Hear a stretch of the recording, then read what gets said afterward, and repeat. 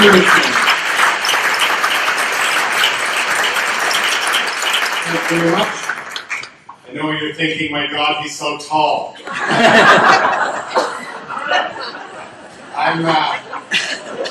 I'm thrilled to be here to induct Lois Brown, my friend, into the Hall of Fame. I'm not a dancer, but I have always had an affinity for dancers, having been mistaken for one for most of my life. It's the body type, I think. People say, you look familiar. National Ballet. I wish I was a dancer, because if I was a dancer, I would have the vocabulary to talk about Lois's body of work in a way that is fitting of the great artist that she is, but I don't have the vocabulary to do that. All I can say is that for many, many years, I've been a giant fan of her work. Lois has done so much in her career. She is a dancer, yes, but she is a poet. She is an actor, she's a writer, she's a producer, she's a filmmaker, so many things. And for a short period, brief period in her career, she was a teacher, in the sense that she was an actual teacher in the public school system. When she was 27 years old, she was the theater faculty of Prince of Wales Collegiate. It was just her. And I had the great fortune to go to school at that very same time. And so I met Lois the first week of grade 10 when I joined the drama club. Now, I assure you, I had no interest in drama. I knew nothing about drama. The only reason I joined is because back then there was no such thing as a gay-straight alliance. And I was told that Miss Brown's drama club was about as close as you could get.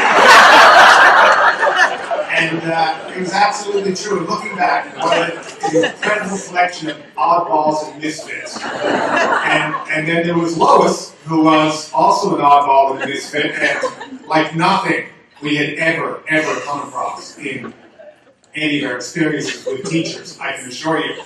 And Lois, however long you were in that club, whether it was 1 year, 2 years, or 3 years, she found the artist in you. She found the writer, she found the performer, the comedian, she found the dancer. She made us all dance. I cannot tell you how many times I had to roll around on the floor in that class.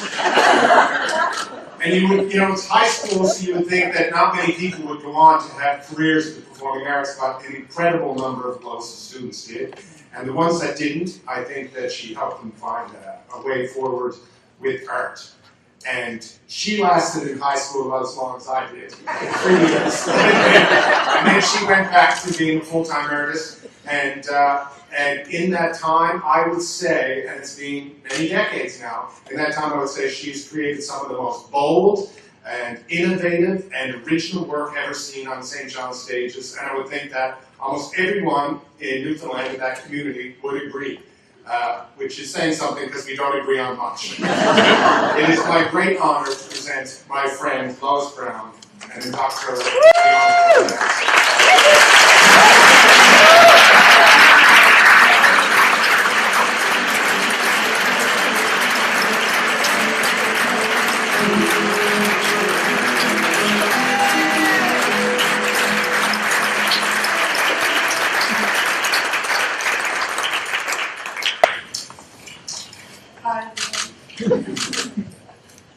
Wow, thanks for saying all that stuff.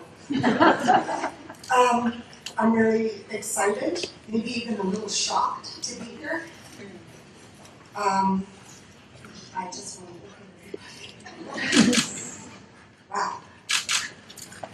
Often the unique work for and of made in small places is under-recognized and neglected, and the archipelagic links to and between small places also become eroded.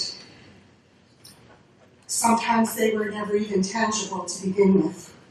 And I want to thank Dance Collection Doms for their very thoughtful inclusion of this different and significant knowledge.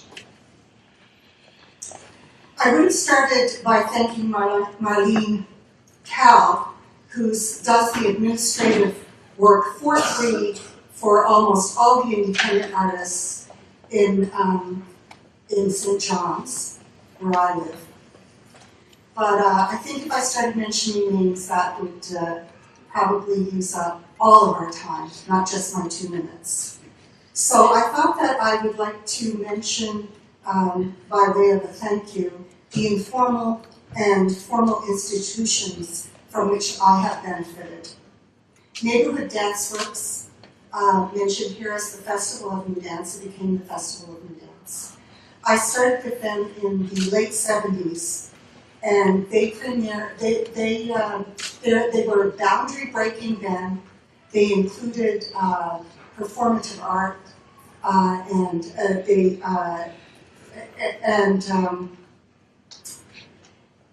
they took a lot of risks to allow our community to create and often fail.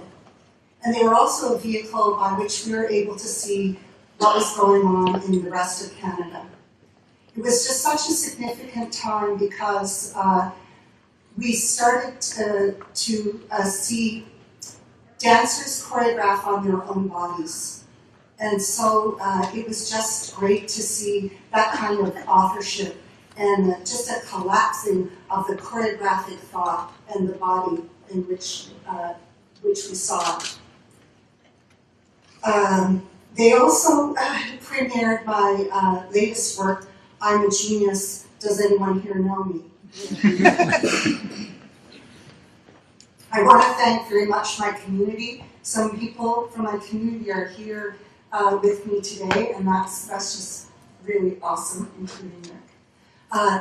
RCA, a Resource Center for the Arts at the LSPO Hall, where I first took some classes in the band and in choreography and anything else I wanted to.